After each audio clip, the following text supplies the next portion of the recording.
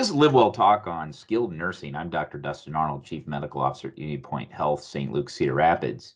As a practicing physician for now 25 years, I can honestly say some of the toughest conversations to have with individuals is, one, is to stop driving, and two, is discussion of placement in a nursing home. And both of them revolve around loss of independence. So to talk today, back to the podcast, is Dr. Clete Younger, who's medical director for St. Luke's Living Centers. Living Center, we only have one now, that's right. He's extensive experience and is quite knowledgeable in skilled nursing facilities and their capabilities and their functions. And so we're having him back to the podcast to discuss that. Welcome back, Clete. Thank you very much. Good to see you. You know, I'm sincere when I say that. I think that's a tough conversation to have with people. Don't drive, and you can't live at home anymore. And those everything else is kind of an easy conversation. Yeah, both those things are freedom and independence. And when you take those away, people know they're losing their freedom. Yeah. People are kind of taken back when you say, I not that I want to tell a patient that they have cancer, but that's an easier conversation than to take away their independence. Mm-hmm. For me. I mean, I think other physicians say. At first, could you just give us an overview of what is skilled nursing? And let's just put some bookends on it. What is skilled nursing? What does it do? What doesn't it do? So we have different levels of care. So, people are familiar with maybe assisted living or senior living, and that can have a lot of variability. That can include nurses, not have nurses, have meals, not have meals, have medication set up, not have medication set up. The two levels of care, which are higher levels of care, are intermediate care, which is long-term nursing care, like what people would think of as a traditional nursing home, or skilled nursing services. Skilled nursing services are typically a defined period of time for recovering from a specific medical condition. So that could be 12 days, it could be sometimes a couple months, but that's by definition a period of time, whereas long-term or intermediate care is considered a very long-term or long-term nursing home care. We talk about transitional care, transitions of care, and transitional care. How's that fit into the spectrum of this post-acute or post-hospitalization healthcare? So what we hope is that somebody will have a transition of care where they have, a knee replacement or a hip replacement and they need rehab to get back home, or they have a pneumonia, they're hospitalized, an infection of some sort, and they go through a hospitalization, which now we try to keep quite brief, even a couple of days, so we can get people moving on to the next level of care. That next level of care, then, if somebody needs extra help, would be a skilled nursing stay. And during that period of time, people continue to receive medical care, but really the goal is to work on rehab. So occupational therapy, physical therapy, speech therapy, and the goal is to rehab them from that acute illness from the hospital to something else.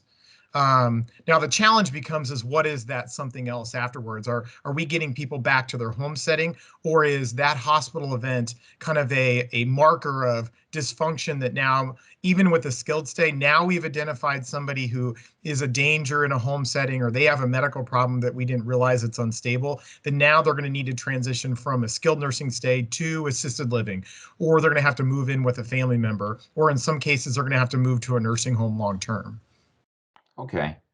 What percentage, and this might not really be a fair question, but I'm curious, what percentage of patients that go into it with the anticipation of getting off skilled, returning to their home, actually return to their I would say greater than 75%. return home? Yeah, return to their previous home, like if they were in assisted living before or not. Previous level of care. Yeah. Okay, that's it. And what's the average or usual duration that somebody participates with skilled care? So at the Transitional Care Center, we kind of have the best length of stay. And when we say best length of stay, it's the shortest. We get people back home the fastest. Our length of stay hovers around 12 to 14 days. Statewide average is somewhere around 24. So that's kind of a typical skilled stay. At the TCC, we're able to get people moving a little bit quicker just because of the model of care that we have there. Okay, so a couple weeks. Mm-hmm. Yeah, usually we tell people a couple weeks, and that's because people can understand that kind of in those terms. Yeah, I use this format. I think you might have had this conversation that for every day you're sick and in the hospital, it takes about 3 days to get your strength back. That would So be fair. Yeah. if you're here 5 days, it's going to take 2 weeks before you're going to Hmm. feel back to baseline. Yeah. And that was a small British study done in the early 90s where they people that had community-acquired pneumonia, they gave them these postage postcards, and they were to mail it in every day until they felt they were back to the baseline. Then they're to That's stop, and interesting. it came out for 3 days, and Hmm. so that's held true over time. Um, Now, could you talk a little bit about your team? You have ARMPs, nurse practitioners that work with you out in these skilled care facilities. When I ran the hospitals program and we started got a nurse practitioner in over at Manor Care in the 2005, 2006. That was kind of nobody else was doing that. Now it's commonplace, and you have a well-trained team. Tell me a little bit about your team. Yeah, so there's actually a term that's called a sniffist, which is an SNFist. So they specialize in doing skilled nursing care, and so that exists across quite a few areas across the country, particularly in larger cities. We don't see that in rural settings like in Iowa. So you're only going to see that really exist in places like Cedar Rapids, Iowa City, Des Moines. But our team consists of me and three nurse practitioners. The three nurse practitioners I work with, they're full-time skilled nursing care. They're salaried employees, which is awesome because can spend as much time as they need to with anybody without having any quota that they have to meet. If they need to talk to a family for an hour and a half to get them to where they need to be, they can spend that time with them, That's and they can awesome. really dictate the time that they need. That's We awesome. also we follow patients at 11 different facilities throughout the Cedar Rapids metro. So any given day is a little bit different from us. We're traveling around quite a bit, dictating our day based on the needs and the individual situations or acute things that come up with patients. What we really try to do is be available to the facilities. What we found is that if you identify a problem early and you're able to go, lay eyes, physically see somebody, you can stop a problem early so somebody doesn't get rehospitalized. As soon as somebody goes back to the hospital, we're basically starting the clock over on their skilled state. So we Right. really want to keep people out of the hospital. So what we try to do is be present, be available to our nurses, and we really try to empower our nurses, staff that we work with, to call us if they're concerned. I want a nurse to feel comfortable calling me, if it's the middle of the night or middle of the day. If they feel like something's going wrong, I don't want them to be scared to call us. I want them to call us and say, hey, I've noticed this. Let's talk about it and where we want to go. So we really try to create a culture with our nursing staff where they feel comfortable contacting us if they feel like a patient is going in the wrong direction, so we can assess it and then work with them to find a solution to get them healthier. Yeah, we discuss, and yeah, I know you've been involved in some of those conversations on the medical staff. We talk about a culture of approachability where it's scholarship and inquiry. Everybody feels comfortable asking, "This doesn't look right," and encouraged to do such because that speak up culture really does. The one time out of 10, it's going to save someone's life, quite Yep. honestly. Yep. And that makes it worth it. Um, Let's talk a little bit about the pandemic and the COVID-19. How has that changed? First of all, I think your team, you individually, but your team as well, did a great job of discussing with families early on uh, in end of life care and the complexities and the severity that COVID-19 has on older patients. And Mhm. I think I said two milestones in the pandemic for me was one. Um, your action in that, I think that was so valuable. And the other is the vaccine. I mean, those Mhm. are kind of the things that okay, were game changers, and I really impressed with the work you did at that time. But kind of walk me through how that's changed nursing homes, if at all. Um, as you know, I stop off at Hiawatha Care Facility and help with some wound care. Mhm. People that can't get out of the nursing home and it's on the way home. And so I stop in and see them. And I thought that's the only nursing home I went into during this time, and they work so hard to keep people safe and and Mhm. and really manage the infected patient. So tell us a little bit about how you handled things, and what does the nursing home look different than compared to the pandemic? Yeah, I mean, everybody got really scared to be in a nursing home. So even trying to get patients to go from the hospital into a skilled stay was really difficult because people were so terrified of, what would happen, one, if they would get sick, and then two, early in the pandemic, we had lots of visitor restrictions, so families couldn't even come, even to see the building. I mean, at Living Center West, it has 2 stories. We rented a scissor lift to take families up to a second floor so that they could look in the window and see their loved one because they couldn't go in the building. I mean, there were really extreme things that were going on, and we saw lots of weight loss, lots of depression because Yeah. people couldn't get out, they couldn't see their families. Fortunately, the visitor restriction part has become less. We can have some new guidelines, and really the vaccine was an enormous difference as far as the risk profile that these facilities have. So now what we see, unfortunately, you can still have breakthrough cases, and so we've seen that even despite vaccination, partially because our vaccinations for our nursing home residents was like 7 months ago now. So we're really hoping for that booster to come, at least for our nursing home residents. But the severity of illness is completely different. Every single patient that I've taken care of that's a geriatric patient or a nursing home patient that has had a breakthrough infection with COVID has had mild disease and recovered. Whereas last year, 15% of them died. And about half of them had severe illness that required lots of intervention. So the level of the disease burden for these patients now being vaccinated is so much different than what we were dealing with between April and November of 2020. So that is certainly a lot better.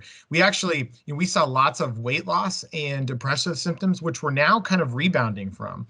So Good. we've seen kind of a whole shift in our facilities of we're using less antidepressants now. We're seeing less weight loss. People are kind of gaining weight again, and that occurred kind of starting, in March and April of this year when things kind of started to open back up. And so it's been interesting. We've had multiple patients graduate from hospice actually.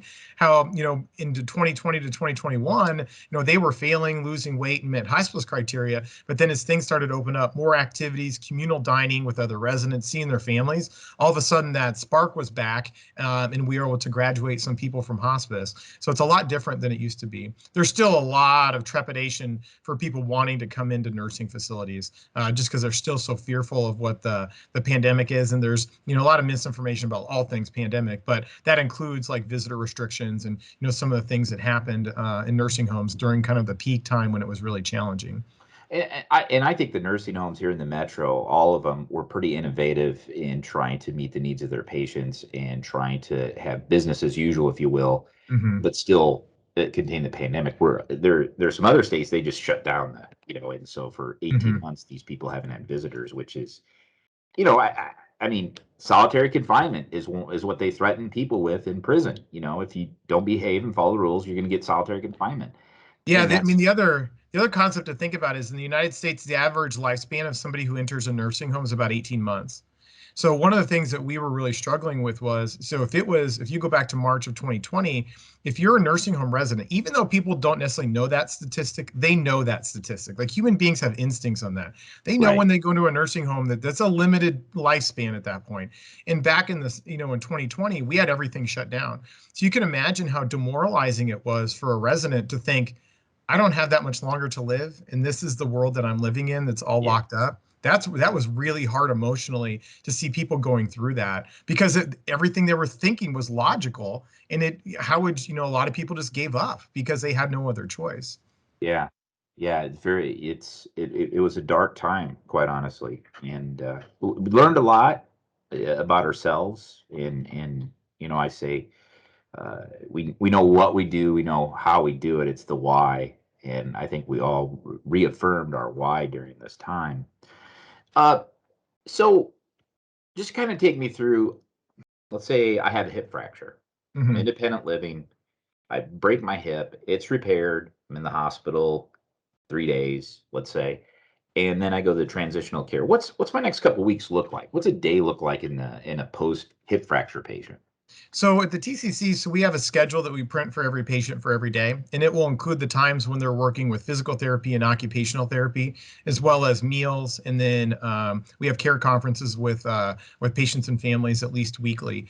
We really try to assess where are we going back to.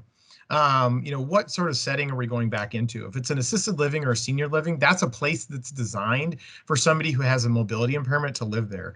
Where we really where it gets a lot more complex are stairs, Homes that have odd, stair situations or odd situations to get in and out of the house, bathrooms that are on separate floors, families that may or may not be nearby to check on them, or people that they live with. So we quickly try to do an assessment of where are we going back to, because that dictates where we need to go. If you're going someplace where you have no stairs, we don't need to work with you on stairs. But if you have a split level home, oh boy, those stairs are becoming very important, Yeah. because that's the highest risk thing that you probably have going back home.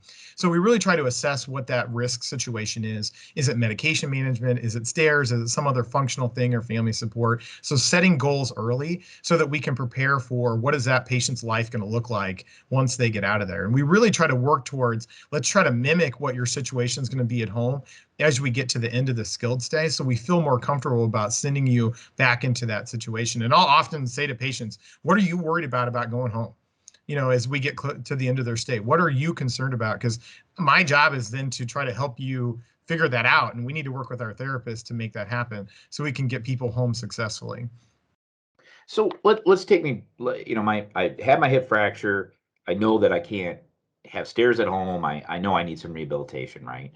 Um, what are three questions I should ask you about where I'm going? What would you like to see patients know prior? Um, I would say, how much therapy am I expected to have during the day? Because I think people need to plan that. It's like planning exercise. You need to know, what level of commitment do I have to make every day? With the understanding that the more motivated you are to work with that therapy, the faster it will get through. I would ask about what is your schedule during the day. Some people sleep in, sometimes the way the building schedules are designed don't necessarily match up with people's Right. sleep schedule. So even though we can't always like match up with somebody who's a night owl, like that doesn't always work with therapy. If the patient knows that going into it, they at least can mentally prepare for it before they get there that first day and realize that, oh, I might have a therapy session at 7 and I usually sleep till 11. If they have like a prepped for that a little bit, it makes it a little bit easier to accept that. And then I think, what are my goals to leave? That's something I talk to often with patients. These are the things we have to achieve in order for you to get past this point. Because if you don't know what your goals are, you're not going to feel comfortable working with therapy on a day-to-day basis. So at our case conference and during our physician rounds, we talk about, these are the things that we have identified that we need to fix in order to get you back to the setting you were at before. Some of it's physical, like going upstairs or being able to take a shower or getting out of a wheelchair, but some of it's medical too. We need to stabilize this medical problem and have a good plan for it and have somebody in charge of it at discharge so that we can continue this medical problem monitoring and management to make sure that it's safe at the time of discharge. So what are my goals? What are my expectations as far as like the timing of my therapies and interventions are very, very important. All right, awesome. Well, this is great information, Clete. Once again, this is Dr. Clete Younger joining me today, coming back to the podcast. How many podcasts have you done? I I can think this is the third or fourth. I want to say Yeah, it's the third or fourth. fourth. I want to say it's Yeah. the fourth. Yeah, maybe the fourth. Yeah. 2020 was so long that it's hard to, Isn't everything that so feels like true? forever, You're just like, since yeah, that time. it's and especially kind of with this Delta surge, it's just like, okay, didn't I already do this? It just, Sort of did this. Yeah. And yeah. I guess there's one other thing, Dustin. Do you have time for me to talk about yeah, one yeah, other no, thing? Is that okay? please take your time. So, there's another thing that happens when we talk about this transitions of care. And we see this a lot in our skilled setting, but also in our clinics. In what happens is unfortunately there's a natural trajectory where everybody loses function as they get older, either due to age or due to a medical problem. And what we see is really there's one of two things that can happen as people progress through aging. If they get to the point where their functional ability is not consistent with their home situation where they're living, there's really two things that can happen. We can identify that and tell patients that, hey, this is probably the time you need to think about a higher level of care. And it's a time when you're doing in a controlled situation. You can look at assisted livings or senior livings and nursing homes, make a good choice and figure out where you can go. The other situation is what unfortunately we see happen quite often is a catastrophic event. Somebody falls and breaks something, somebody has a really unstable medical problem or infection that all of a sudden takes a significant amount of function away from them. And all of a sudden it's right there in your face. You can't go home. And so what I try to talk to patients about is what I want them to be thinking about: what is my next stage in life going to be? in 6 months or 18 months or 3 years, I might not be able to live at home anymore unless I have somebody who can provide 24-hour care. And if that's not the case, I need to start looking at assisted living, start looking at senior livings, so I can make a plan for when I start to feel like I'm failing, or a doctor tells me, hey, it's time to not be at home. They can make that transition without having the catastrophic event first. Because so often in the United States, you have to get really sick, then get a little bit better to make it to your next level of care. And that's really not from a geriatric standpoint, we hate that. I would rather somebody be like, oh, it's time for me to go to assisted living, versus they fall, break their hip, get pneumonia, have to go through skilled rehab for a month. And then it's like, guess what? You can't go home. And now we have to make a decision on a very short time frame about a place that you're going to go live next.